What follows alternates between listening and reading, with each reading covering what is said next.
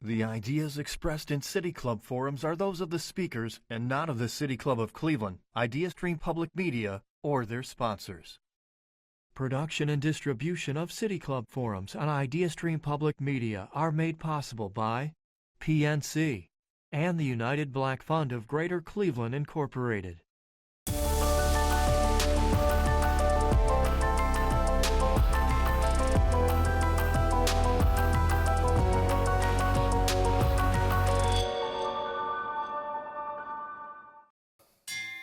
Good evening, and welcome to the City Club of Cleveland, where we're devoted to conversations of consequence that help democracy thrive. It's Wednesday, February 18th. I'm Dan Malthrop. I'm the Chief Executive here at the City Club, and we're all here for a very special forum presented in partnership with the Cleveland Council on World Affairs. It's an honor to introduce our forum this evening and introduce His Excellency Ambassador Samuel Žbogar, the permanent representative of the Republic of Slovenia to the United Nations. This evening's forum, as was just mentioned, is the City Club's annual Paul A. and Sonia F. Unger International Forum on Cleveland in the World. We're grateful to the Unger family for their support of civic engagement and democracy here at the City Club. I also want to thank the Council on World Affairs for their partnership and Slovenian Consul General here in Cleveland, our friend Susana Cesarek. Thank you so much. The ambassador spoke here 20 years ago. Dick, I think you were probably at the event. Were you there? 20 years ago? It was July 2006 when he was serving as Slovenia's ambassador to Washington. His remarks were titled, "The Situation in Southeast Europe, The View from Slovenia." And about 13 years before that, in 1993, his predecessor, His Excellency Ernest Petric, took to our stage with the Slovenian foreign minister. This was just 1 year after the republic was formed following the dissolution of Yugoslavia. The title of that talk, Surviving a Tough Neighborhood. Suffice it to say, the intervening years have brought a great deal of progress to Slovenia. 2 months ago, the Republic completed its 2-year term on the United Nations Security Council, participating in hundreds of formal meetings and consultations of the Security Council on issues of global import. Throughout its term, Slovenia addressed the most pressing issues, upheld its values, shared its expertise globally to maintain international peace and security. In its final month as a member of the Security Council, Slovenia held the presidency for the second time. A visit to Syria and Lebanon was on the agenda, as well as topics related to Bosnia, Sudan, Palestine, Afghanistan, and others. The ambassador brings a wealth of policy knowledge and experience to the table, and there are few others with such timely insights on global affairs that have recently dominated the headlines. In addition to his term in the Security Council, the ambassador holds an impressive diplomatic career that includes the City Club appearance in 2006, as we mentioned, serving as well as Slovenia's foreign minister, deputy foreign minister, ambassador to the U.S., and the head of the EU delegation to Kosovo and North Macedonia. Moderating our conversation this evening is Marty Flax. She's the CEO of the Cleveland Council on World Affairs. She joined CCWA last fall after 25 years working on foreign policy, both inside and outside of our government. Quick reminder for our live stream audience, if you have a question for the ambassador during the Q&A portion of the program, please text it to 330-541-5794, and City Club staff will work it into the program. Members and friends of the City Club of Cleveland and the Cleveland Council on World Affairs, please join me in welcoming His Excellency Ambassador Samuel Žbogar and Marty Flax.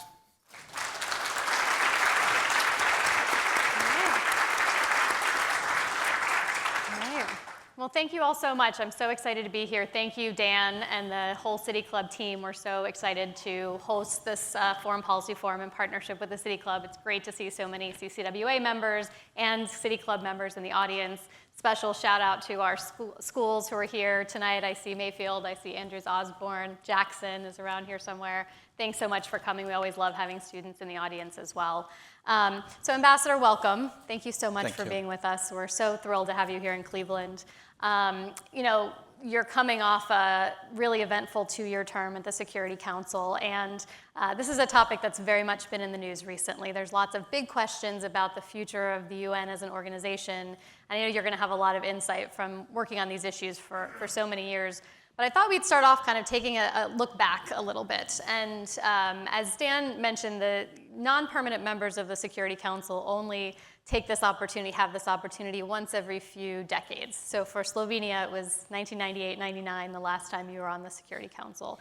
And you only have the opportunity to serve as the rotating president maybe once or twice during that term of the presidency. So take us back to how you thought about approaching your tenure on the UN Security Council, what that opportunity means for you in a country like Slovenia, how you planned for it, what you wanted to get out of it, and how the Security Council looks compared to the last time you were there. Thank you very much. Thank you, everybody, for a warm welcome. Very happy to be back to Cleveland. Very happy to be back to this event. Cleveland, of course, for Slovenia has a special place, and for Slovenians has a special place with such large community that we have here. There is a special link between Slovenia and Cleveland. So thank you for inviting me. Thank you for having me here. Yes, Slovenia is a small country, and as majority of the UN members are small countries. And in principle, these countries don't come so often on the Security Council. It was 25 years between our two terms, and that's more or less, I think, what the countries usually do. The first term was 98, 99, very different world at the time. That was the time when we all believed that's the end of history and the end of the Cold War, the end of the Berlin Wall and divisions in Europe, and everything will be fine from then on. And indeed, the permanent members cooperated quite well in the Council, many decisions that they took together. And that was the time when the permanent members, permanent 5, which means the US, the Russian Federation, China, France, and United Kingdom, who are there on a permanent basis, when they agree and when they decide among themselves, then the elected member, as we prefer to be called, because we are elected, we are not permanent, but officially we are non-permanent, the elected members didn't really have so much of a role. When the big 5 agree, then everything that's left for you is to agree as well. So now it's very different time, very different world. And also among the P5, there's huge polarization in the Council.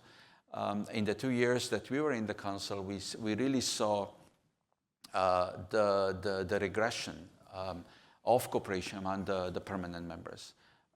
Initially, it all probably started or it got worse when Russian Federation attacked Ukraine. And then this really spoiled relations within the Council among the permanent members. And then, of course, the more we were in, the more we saw that the relations between the US and China are getting strained. China is getting more and more assertive. They are paying more and more to the UN budget, almost the same amount as the United States, and they are demanding more important role. And of course, the US on the other side sees China as competitor, and so the tension is there. So in such a situation, when you have tensions between the P5 to the point that they don't really talk so much among themselves, then the elected members can get more of a role. And I think in the past 2 years, we demonstrated that the elected members, if we come together, we can play a role. We can propose, we can call for meetings, we can propose action, we can try to build bridges, and I think that's all we did in the past 2 years. So it's a big change now and then, not to speak about the situation in the world, when we have the largest number of conflicts ever, when we have erosion of the respect for international law, when we have the largest number of civilians being killed, the largest percentage of civilians being killed in the conflicts. I mean, it's really not good trend. What we are seeing now in international relations. So that's what that was the stage of the past 2 years. What we tried to achieve. We went in, we competed for this seat against Belarus. We came in very late, but we got very good result.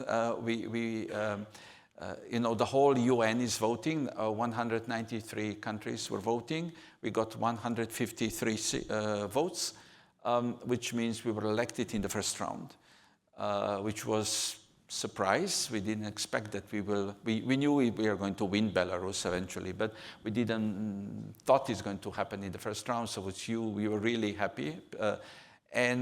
What happened, I think for the first time in the history of Slovene diplomacy, that people at home were cheering and were happy. Usually, you know, people at home, they cheer for sportsmen when we get Olympic medals. We just got few Olympic medals now in Italy.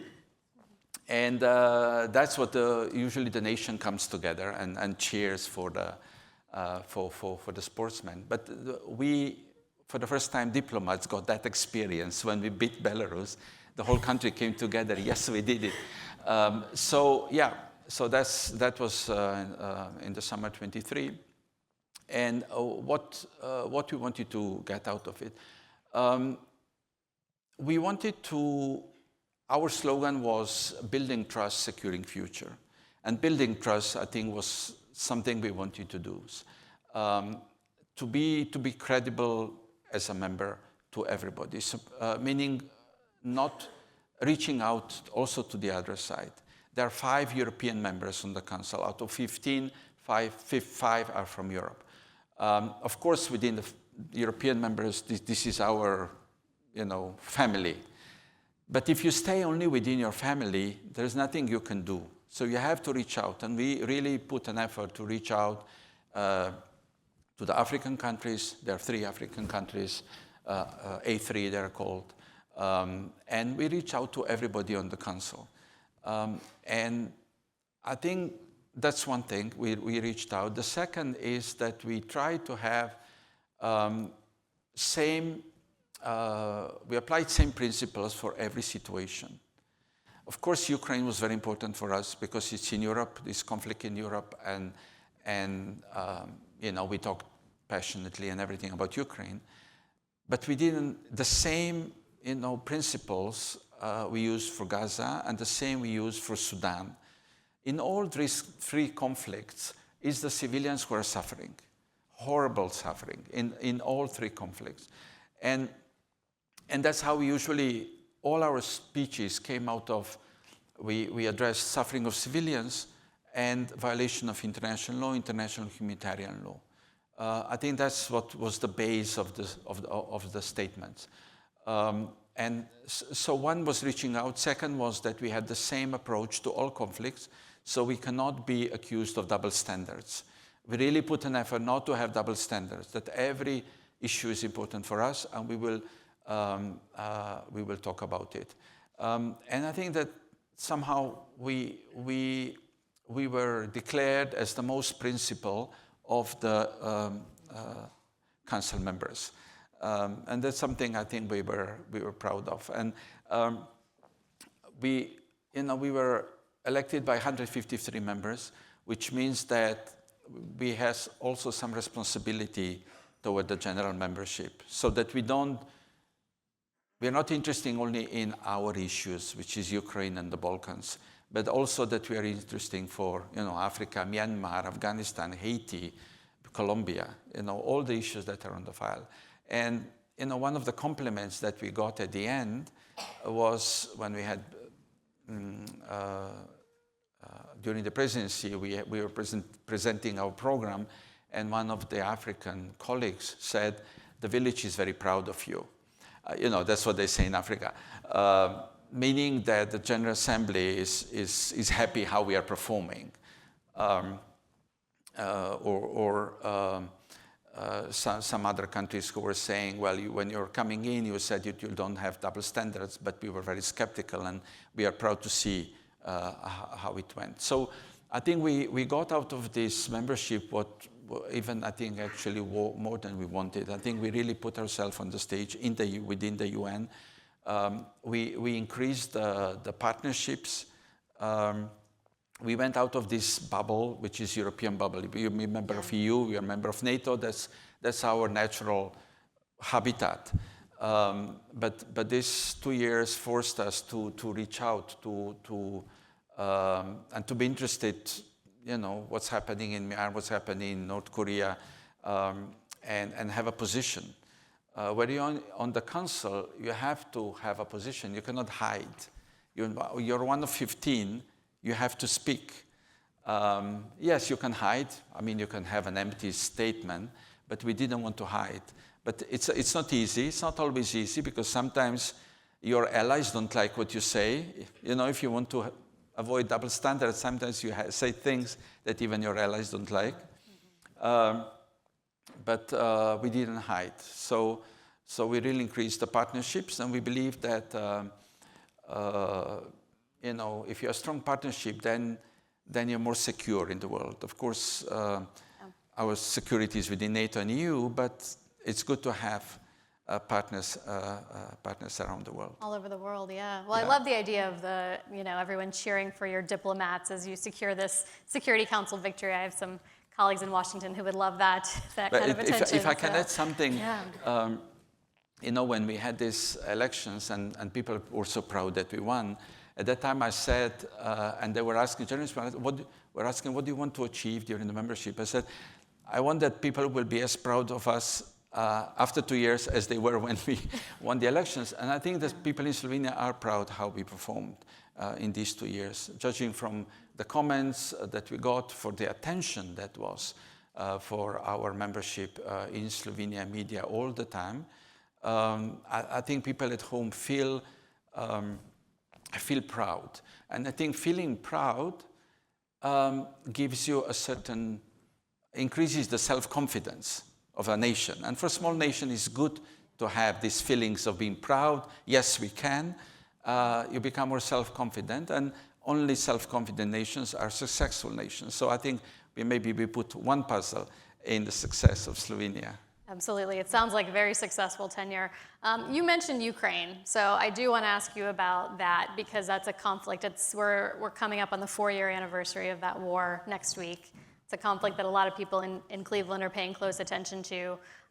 It's been difficult to get Security Council attention on an action on Ukraine because, of course, Russia has a veto. We did see a lot of action out of the General Assembly early on in the war. But there's a lot of attention right now on the role of the U.S. mediating, trying to reach some kind of agreement between Russia and Ukraine to end that war. What's your view of the role of the UN, the Security Council, or the UN in general, in trying to address that situation? And what do you see as the way out of that conflict? What do you see as the path to peace?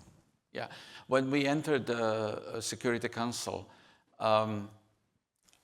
we wanted to be the pen holder, it's called, for Ukraine with the United States. And we were a pen holder. What does it mean? It means that somehow you're in charge of the file within the Security Council. Every file has a pen holder. So with the US, we were pen holder. We were taking care of the file. What does it mean? That every month we put an effort that the file was on the agenda of the Council. Every month we called for a meeting, called for briefers to come and brief us, and then have an open meeting. When we were entering, we were hoping, we were convinced that within 2 years there will be the end of the war, and that we will be writing the resolution, about ending the war and the ceasefire and peace and so on. So that's really tragic that after we were really convinced, because it was already going on for 2 years when we entered.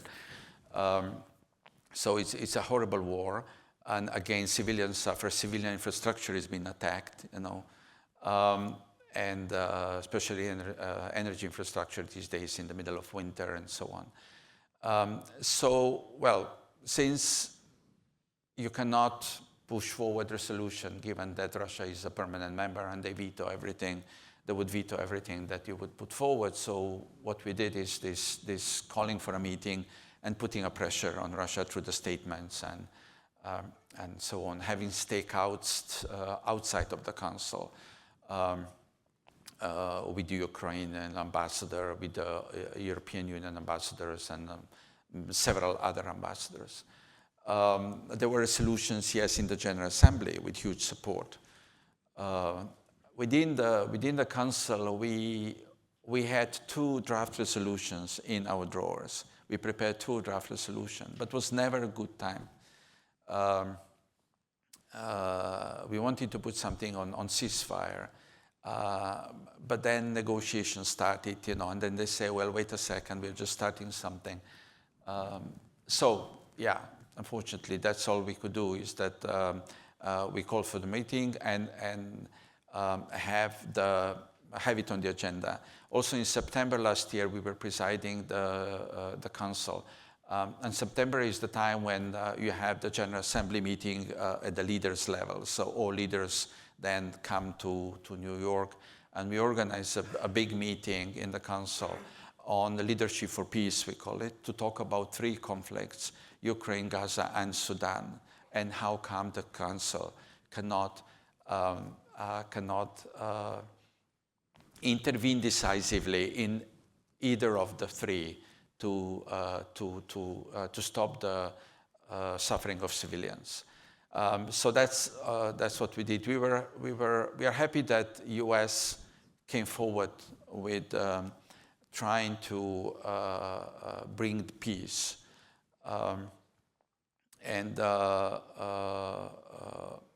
so negotiations are ongoing. It's difficult. It's difficult to say. We are not present in negotiations. Whatever the result will be, of course, Ukraine will have to agree to it, and it will have to be approved by the Council, and it will have to be in line with the Charter of the UN.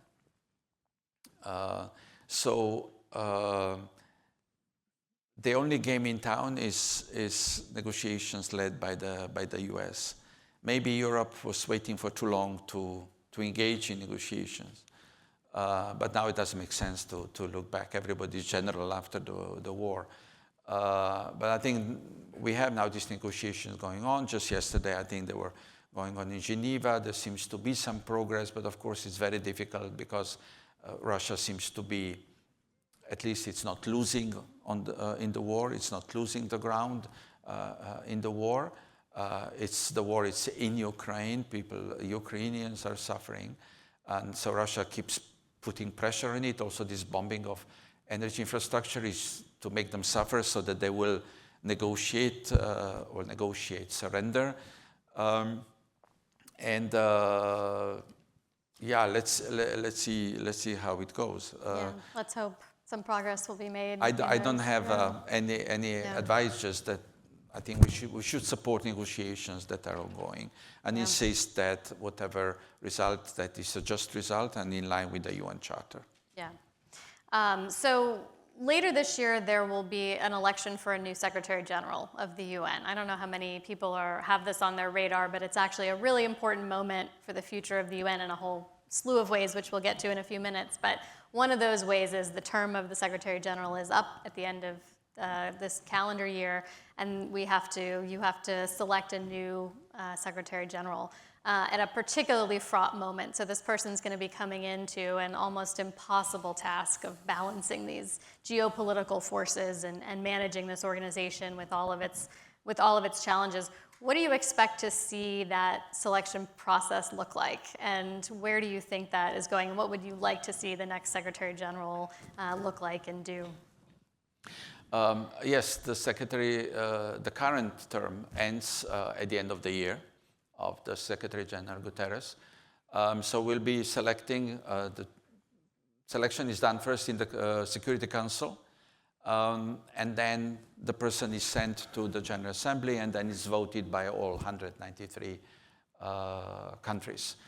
Now, the UN is not in the very best moment, not in the very shape at the moment. Let's say that way. It's been challenged in so many ways. First, financially, mostly thanks to the US that is not paying for 3 consecutive years the membership fee.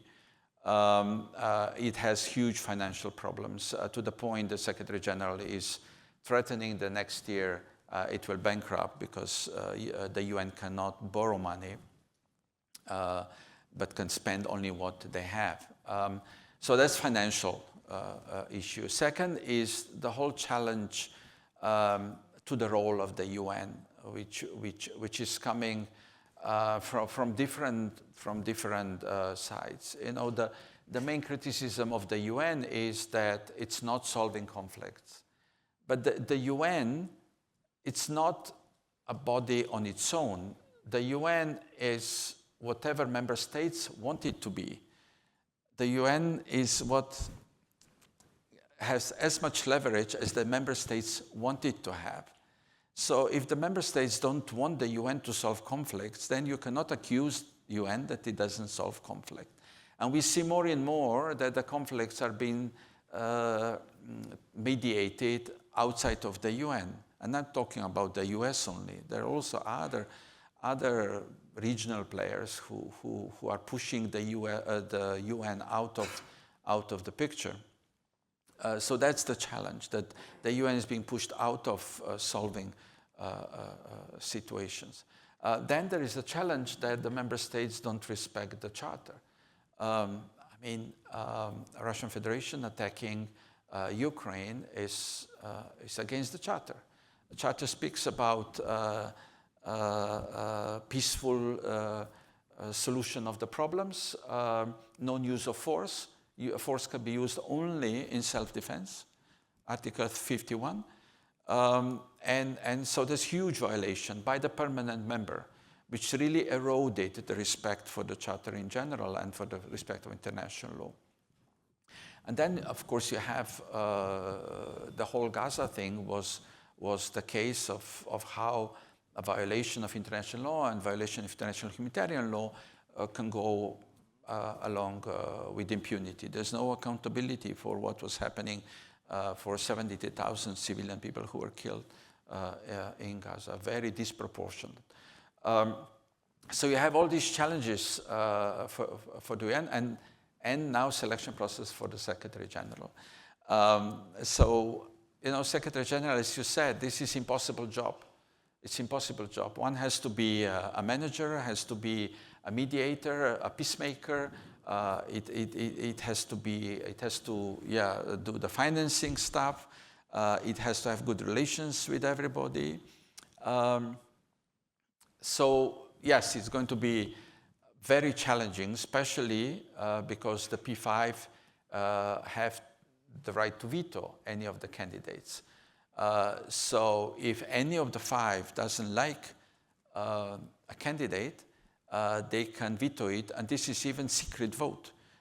You know, when they vote in the Security Council, they test the votes. They say they're testing the votes to see who has the support, because there are several candidates.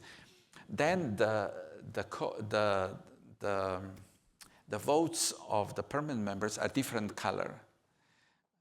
So when they look at it, and if you know that color is against certain person, then he's automatically out. Yeah.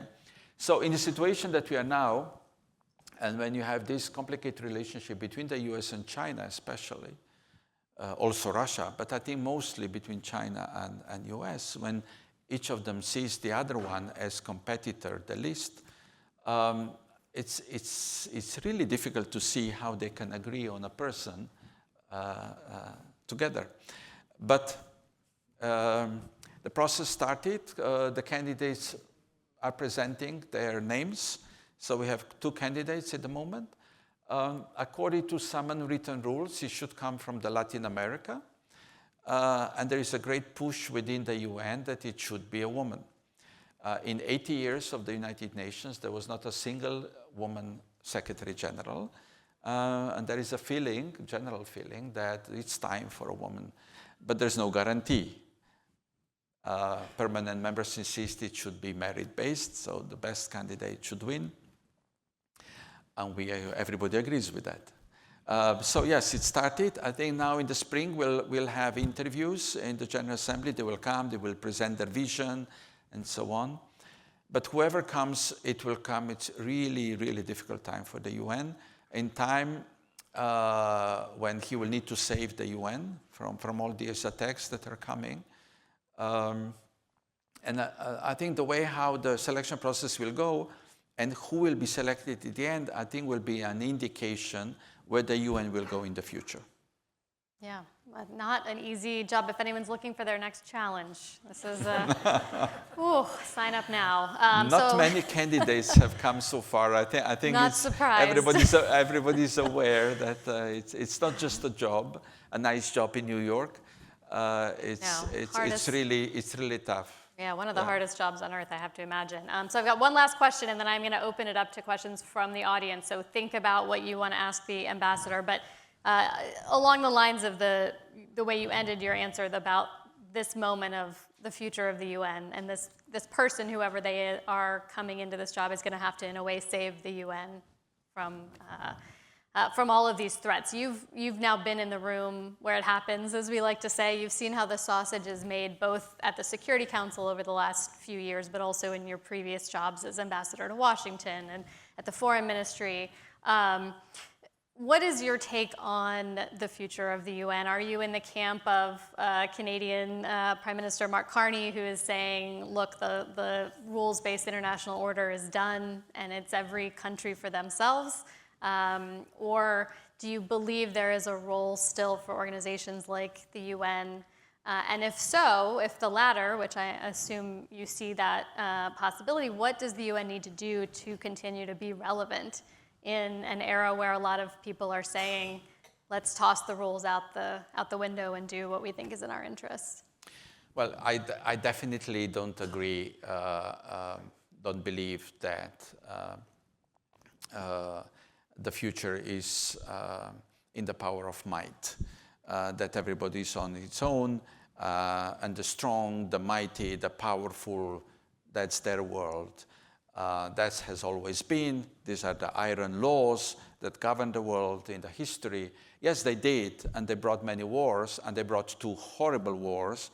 And because of the Second World War and all the calamities and suffering that was done through Holocaust and other victims, the founding members of fathers of the UN came together to establish the UN in order to prevent future wars. That's how it starts. The charter of the UN starts in order to prevent, to save future generations from the scourge of war. That's in the preambula of the charter. Before it was the power of the might.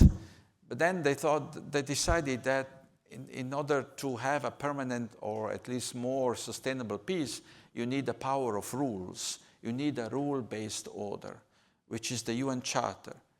You don't attack other countries, you respect the borders, you respect the sovereignty, you solve problems peacefully. It's only the Security Council who can authorize the use of force, or if you use it in self-defense. These are the rules that they came together. And now, starting talking about going back to the power of might, I think is very dangerous for the world. And how do we feel today? Do we feel today more safe than we were like 5 years ago? I don't think so. I think everybody feels much less safe recently. And everybody's increasing defense budget. Why? Obviously, we don't feel safe. And we will feel even less safe with all these arms that we are buying now. So that's not the way to come to I think to stable peace or collective security.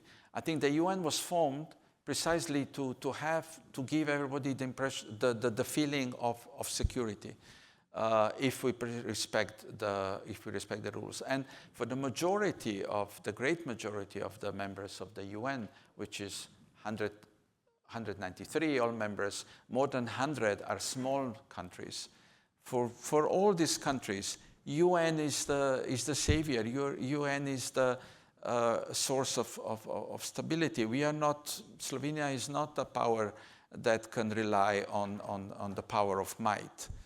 So for all of us, the majority of member states, we rely on the rules. And I think, yes, after especially the new Trump administration started talking about this power and force, I think we were all, we needed time to adjust.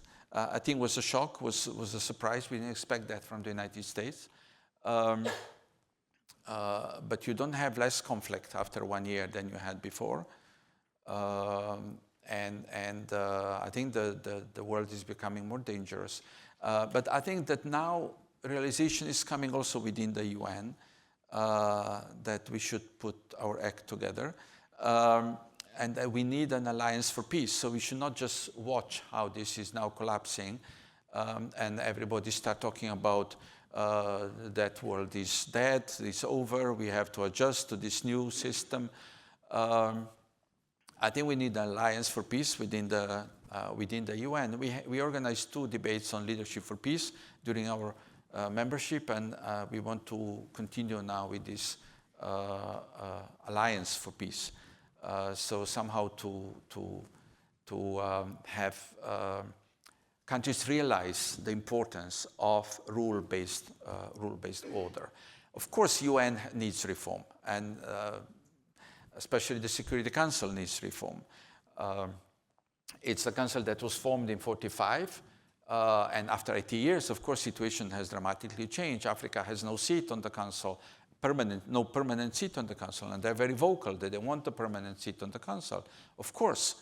And so you do need a change because it's not legitimate anymore. It's not representative, and if you're not a representative of the world, then it's not legitimate. That's one. The second is the veto power. The veto power, of course, there is a reason for a veto power. Without the veto power, you wouldn't have the UN anymore. So it makes sense. It made sense at the beginning, at that time, to establish a veto power, but probably should have some limitations. You cannot use veto to block resolution that is condemning you because you're attacking another country. Yeah. And then, of course, the third element is impunity. Because countries are violating international law and everything, a charter, with impunity, nothing happens. So, yes, you need to change, maybe you need to reform the structure, but the principles and values are still the right ones. So the charter is still the right one. The values and principles of the charter are still the right ones. Yes, the structure you have to adjust to the world after 80 years. And we need the UN where the members will respect the charter, and when the Council, Security Council, will enforce the respect of the charter, respect of the resolution, respect of decisions of the International Court of Justice. Yeah. Tough questions. We're about to get some more tough questions from the audience. So we are about to begin the audience Q&A. For those who are just joining us via the City Club live stream, I'm Marty Flax. I'm the CEO of the Cleveland Council on World Affairs, and I'm the moderator for this evening's conversation. Joining me on stage is Ambassador Samuel Žbogar, the permanent representative of the Republic of Slovenia to the United Nations, and we are reflecting on Slovenia's tenure in the UN Security Council and the state of geopolitics, and so much more. We welcome questions now from everyone, City Club members, guests, and those joining via live stream at cityclub.org. If you want to text a question in the room or on the live stream, please text it to 330-541-5794, and the City Club staff here will try and work it into the program. So we can go ahead with the first question. Thank you for coming, Ambassador. My question is, if you, Secretary Rubio at Munich tried to say in between, if you read between the lines, that go back to before World War I, back to colonialism. And is that the track we are on now, with totally disregard of the United Nations? And are we looking, Russia is doing that, United States is doing that, we want to rule and control different countries. How do you see the UN dealing with that, or is the UN become in effect, irrelevant to the world? Yeah, please. I told you you're going to get some easy questions from this audience. Well, I talked about, yes, the attempts to go back to the world when the powers decide. But that's not a given that this is already now the new world. These are the attempts. Yes, Russia is doing it. United States, they did in Venezuela, violated a lot of rules. But I think for the majority of the United Nations member states, that shouldn't be accepted. And on Russia, it's not accepted. On Russia, we are voting quite often resolutions in General Assembly accusing Russia about aggression on Ukraine. Next week, I think, is going to be, we are going to mark the 4 year of war, and I understand it might be again a resolution put for the vote.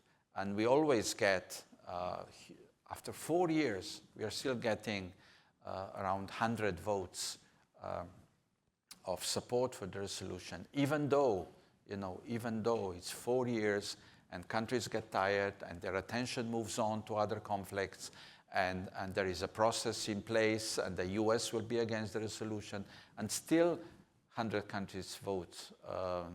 Well, let's see next week, but so far it was that way. So that means that the majority of countries still feels the right way, that a violation of the Charter should not be accepted. It's true. At the moment, I think we are still paralyzed and don't know how to find the way forward when you have two big powers, and possibly China watching Taiwan doing similar thing over there. So you might have these big powers following their interests, no matter what the Charter is saying. And so the majority is still thinking, so how do we do about it? But that doesn't mean that the UN is irrelevant. Otherwise, where are we going to discuss these topics? Where are we going to challenge that? Where are we going to discuss issues of global concern, like terrorism? I mean, the global problems you cannot solve. There's not a single country alone that can solve any of the big problems. Terrorism, climate change, pandemics. For all these problems need cooperation among the countries in order to be solved. So you need a place where you meet. You need a place where you discuss this. But I agree that at the moment we are deers in front of the headlights and frozen, not knowing how to deal with the fact that the big powers are violating the Charter. And the danger is that this behavior, of course, then replicates elsewhere. When in Gaza, humanitarian workers were killed really massively for a week, for 2 years. The ICRC was telling me that because they were somehow in the past, this was respected. If you have ICRC logo, you wouldn't be attacked, while in Gaza they were really massively attacked. They said this will spread to other conflicts because bad guys look around, and so it spread to Sudan. In Yemen, they put in prison 50 humanitarian workers. Some are now accused of, espionage and everything, and even threatened with death penalty. The bad elements spread quickly, or violation of the sovereignty of states. Venezuela. Venezuela claims 2/3 of the territory of Guyana, even though the International Court of Justice decided that this is Guyana. they claim it's Venezuela. They claimed under Maduro, and they continue to claim today. Even the Nobel laureate claims the same thing. So if you tolerate then violation of the charter and you dismiss, the world becomes much more dangerous. Every nation who feels powerful against its neighbors can then try to do the same, trying to use, okay, I'll invade, so what? Nobody will do anything. They will have one debate in New York, and that will be it. So I think that will need to reflect in New York, but I think we're at the initial stage. As I said, we are still stuck, frozen of the horror, what's happening in the world. All right, we're going to try and see if we can get some more questions in. Ambassador, please. Hi, Ambassador Žbogar. I'm Jennifer Brush. I was the OSCE ambassador. Oh, yes. And worked with you together in Kosovo. Yes, we did. Yes, we did. So welcome back. I just came back from a lecture at the Ohio State to a group of international relations students about the liberal world order and where we go from here. And I mentioned Prime Minister Carney's comments about the rupture. He said the word rupture of the liberal world order. But he also talked about middle powers and what middle powers can do. Those comments were reflected later at the Munich Security Conference by the German Prime Minister. And I guess there's already some activities, you're taking off your UN hat right now, but there's some activities directed towards, okay, you can't trust the United States anymore. They've withdrawn from international organizations. What do we do now? And there's some moves to say, well, for our own security, we will develop our own weapons. We'll buy our own weapons. We won't buy American anymore. We don't care whether there's interoperability. But I wondered what you have to say about this idea of the middle powers. Maybe somehow taking the place of the liberal world order. Is there any future for that? When I talked to the kids at Ohio State, they said, oh, we never even knew about the liberal world order, but now we're really sorry that it's gone. Because once you described it, they were like, that sounded really good. I said, it was good for 80 years. So there's kids here now, and a lot of these questions, they're going to be your questions. I mean, my day's up, but you guys are going to be grappling with this. What do you want the world to look like? What do you want the role of the United States to be? Yeah. Thank you. Thank you, and welcome back to Cleveland. Yeah, you never know how good you have it till it's gone, right? But yes, your thoughts on the middle powers and a new reframing of the liberal world order in 2 or 3 minutes. Yes, yes. I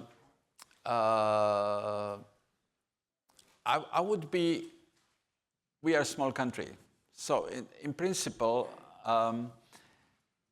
we wouldn't want that instead of 2 great powers, now there are 10 middle powers who are running the world. I don't think that it's a single power can run the world, that 2 powers can run the world or split the world into 2 spheres of interest, and neither 10 or whatever they are middle powers. Because where are we then as a small country? As Slovenia. Of course, one can say that we are a member of EU, so as the EU is a middle power and counts as a middle power. But I would be all for it within the UN system. Why don't then the middle powers take the flag and come in the EU, in the UN and reinvigorate the UN, do the Alliance for Peace, respect for the Charter, international law, because that's what they're saying. That, but I'm not so comfortable with saying that world is over and rule-based international order is over and now what? I don't know. Yes, I think we were very enthusiastic about the Carney's speech in Europe. Because somehow it showed some alternative, but maybe he's not so. No, that's dangerous to go that way. It's okay, no one's listening. Maybe he should bring UN want. into that picture. I think maybe one should bring UN into that picture. We don't want G20 to rule the world. We want. I mean, the UN is based on equality of each member. And G20 is there, but it's working on economic issues, it's fine. But what these ideas are about is G20 for running the world. So that's all fine, but bring it into the UN. Please, one of our students. Thank you, Mr. Ambassador. In the past year, there have been significant cuts to the American Foreign Service and organizations like the USAID. So going beyond the future of the UN itself, but just the future of diplomacy, how do you see the art of diplomacy surviving with the diminishing act of soft power tools like the USAID or just the Foreign Service in general? Well, I don't think this is a global trend. I hope this is not global trend. That's what's, I mean, it's happening now in the US, I understand. But I think it's great pity what happened to the USAID. I think it's well, I shouldn't be speaking for the US, but I think with the USAID, you spread your influence also abroad. I mean, the US was or is, the leader of the liberal world. Was promoting democracy, promoting human rights, and that was done through USAID, among other things, and embassies and diplomats and so on. But it was force for good in the world, and that's missing now. If you cut all that back, that's missing. But you need force for good. You need countries. And of course, US is the biggest superpower, so it's the most effective, who would promote the right things, so that women are equal to men. Like in Afghanistan, now they cannot even go out of the house. They're forbidden to speak in public. Their voice should not be heard. Not only that they're not visible, they should not be visible, they should not be heard. And you need, of course, there is international community, UN is speaking about it, but you need the superpower, main superpower, to be the leader in that. And it's withdrew from there. And I think it's also, I would think it's dangerous because somebody might step into the place. The world needs leaders. I think what's happening now with the UN and the US not paying the dues, I think it's also diminishing the influence of the US within the UN. And US is paying 25% of the budget, but China is now paying 23% of the budget. So it's really coming very close. In a matter of several years, they increased from 3% to 23%, which is a huge increase.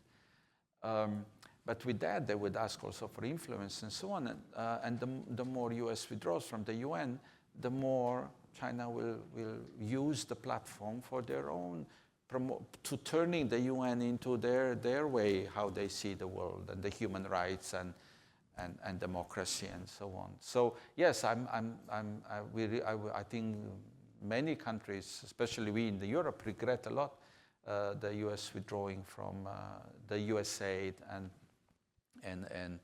and State Department and decreasing the number and so on. So we hope the US will come back. Let's hope. I think we have time for one more, so Taras, over to you. My name's Taras Malay. I'm with the Ukrainian community here. Probably a difficult question. You started to answer it, but never finished. I wrote it down so I could be brief. Building on your experience navigating the UN and the Security Council and witnessing its structural limitations firsthand, if you were appointed the chief architect of the UN reform, essentially a one-person reconstruction committee, what concrete changes would you implement to make the United Nations more credible, more decisive, and more genuinely effective in preventing and resolving conflicts? Thanks. What a great question to end on. You have all the power now. What are you going to do with it? So I'm chairing the Board of Peace for UN. That's great. Definitely, the Security Council would need to be restructured, reformed. I would add, of course, you would need to add Africa on the seat, because this is really huge pain among the Africans, that they're not equal. And it tops up to the feeling of building colonies. It's still very strong. I was surprised how strong the feelings of the injustice that was done to them during colonialism is still present among the African countries. It's like the feeling that the justice was never done. So this is very much present, and this tops up that they don't have a seat at the council. They have non-permanent, but the permanent seat equal to the European seats, or European and US. So that's one you need to reform. I would add maybe. I don't speak as Slovene ambassador because we have very clear position on the reform of the council. So I will add Africa to start with, and few non-permanent. I would limit the veto, especially if on certain elements when there is an issue of aggression, where the issue of atrocities. Then I would the veto would not be used. So that's on the council. What else? I think that's a good place to start. There's a good lot more place to start. reform No, to do, but so we you won't will make have- you do the whole In the organization. years, the UN really developed a lot of agencies, a lot of resolutions, a lot of programs that would need to be looked at. Now we are in the process, UN80 is called, of rationalizing the UN. But as every reform of the UN, whatever you touch, there is somebody who says, no, don't touch that. We have, when the leaders come in September, in 1 week, they come for General Assembly, so they should they should listen to each other, have bilaterals. But there are 500 side events. So we agreed, no more side events, let's focus. Let them focus, let them sit in the room, let them listen to each other. Next year was more side events, maybe you need somebody. He said, I will be the one to decide. So you said no side events during General Assembly. No, there should be reform for sure. There should be reform of the structure. And some is ongoing. Secretary General is now trying to push some reforms, merging of some agencies. He's decreasing the staff, 22%. He decreased the staff. There's a process going on. But when the member states come, then it all becomes more complicated. That's why he put you solely in charge. But you've given us a great roadmap of a vision for the future, and also some, I think, optimism, some hope for the future that there still can be a role for the UN in this rapidly changing world and in this very tough world we're living through.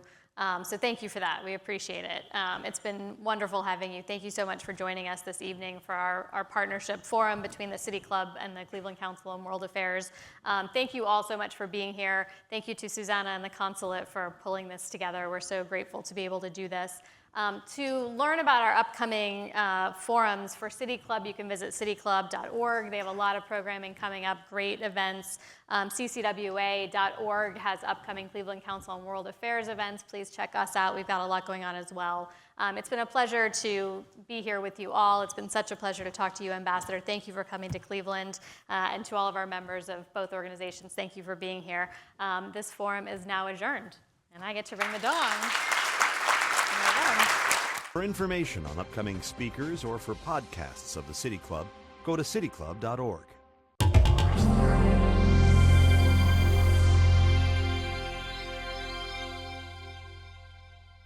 The ideas expressed in City Club forums are those of the speakers and not of the City Club of Cleveland, IdeaStream Public Media, or their sponsors. Production and distribution of City Club forums on IdeaStream Public Media are made possible by PNC and the United Black Fund of Greater Cleveland, Incorporated.